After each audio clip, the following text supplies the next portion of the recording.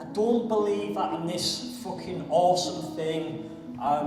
Yes, are my results good? And I've said this before. Yes, I've got some results that might be impressive. But I'm fucking telling you this now. I say it with every single bit of breath in my body. Every single one of you are capable of so much more than you even understand. And I'm going to be proving that because there's a little fat kid. There's a little fat kid who came to me. He came on my training and said, I want a job. And he's about 18, 19 years old. And I said, we've got no jobs, mate. And he goes, but I want one. And I go, you might want one, but there isn't one. So a few days later, I'm in the steam room. And this young fat kid walks in again. I want a job with you. I'm like, there's no jobs, mate. I've told you there's no jobs. Okay. So the next day we're driving from Whitby to Redcar, and he goes, Bagsy in your car. Shotgun, okay. One of those kids things. So I'm like, okay. I don't quite know what he means, but I do know what he means. He wants to sit in my car while we drive back to Redcar. So I go, all right, okay. So he sits in my car and he goes, I want a job with you.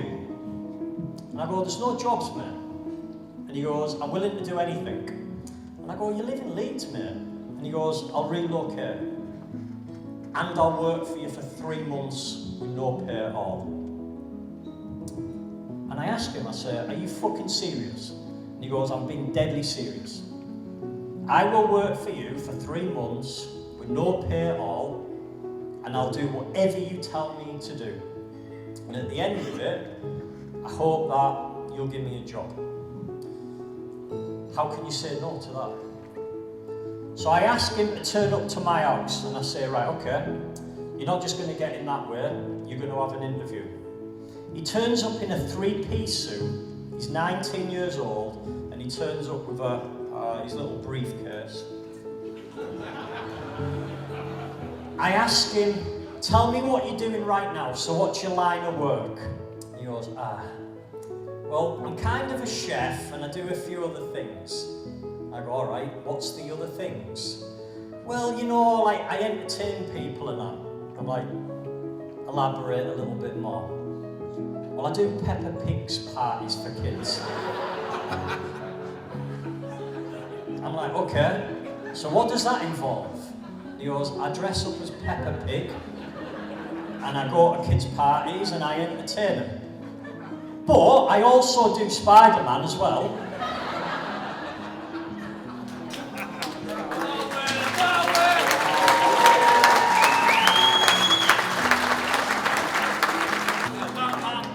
What I seen in Will was an attitude. That was it. I seen somebody who wanted to hustle, who wanted to move forward.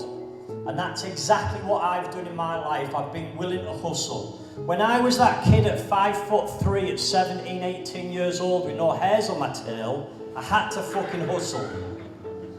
And I seen that in him. So I give him a job. And initially I didn't really have anything to do for him, so I got him to fucking clean my house and move weights about and shit like that. And he just fucking did the lot. There was nothing at all he was not prepared to do.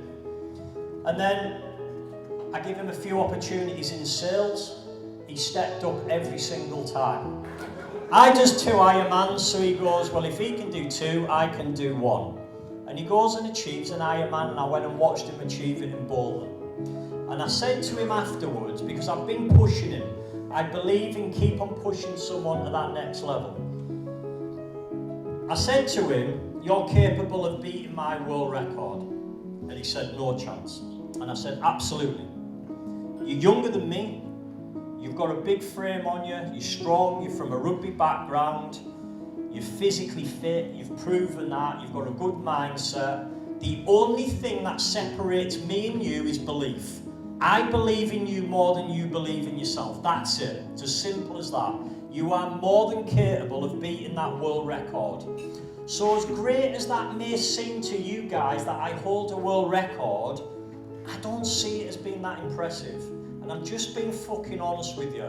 I genuinely believe that every single one of you in this room, if I give you the right training program, the right nutrition and the right team, and you had a big enough why, every single one of you in this room could achieve something like that. And I'm going to fucking prove the point because he's took the challenge that he's going to beat my world record.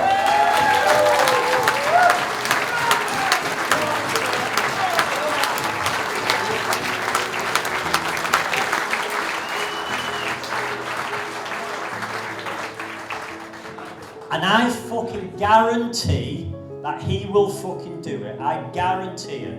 So people have said to me, well, why would you do that? Why would you take the limelight off yourself?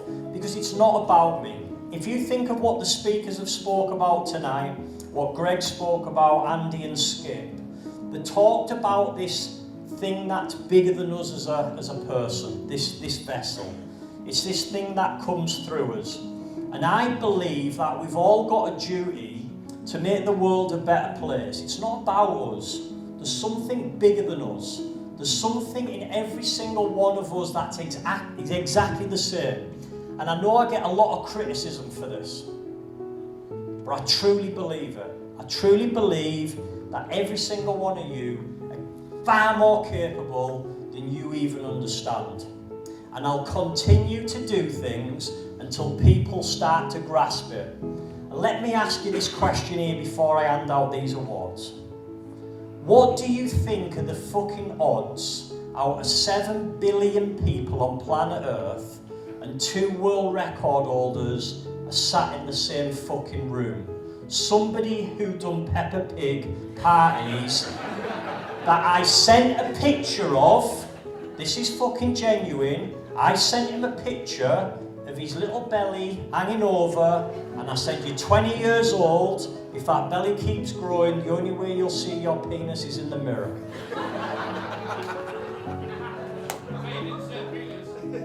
I probably didn't know. The point I'm making, guys, is think about it now logically. Think about it logically. Do you think it's a fucking coincidence that in my house, my partner can run 100 miles and I can go and break 2 world records? That isn't a fucking coincidence. It's a mindset. And I'm telling you now, nothing happens by chance. So this bullshit of bipolar and depression, and I know I take a lot of shit for this stuff. I'm fucking telling you now, every emotion that you have is being dictated by your focus. Every single emotion that you have. Every single emotion that you have is being dictated by your thoughts. It's as simple as that. And as the guys talked about decision making, it all ties in. So, I'll either be proven wrong or I'll be proven right. But I'll tell you now, all 250 people in this room, he will break that world record. I'll tell you that now with 100% confidence. So only time will tell.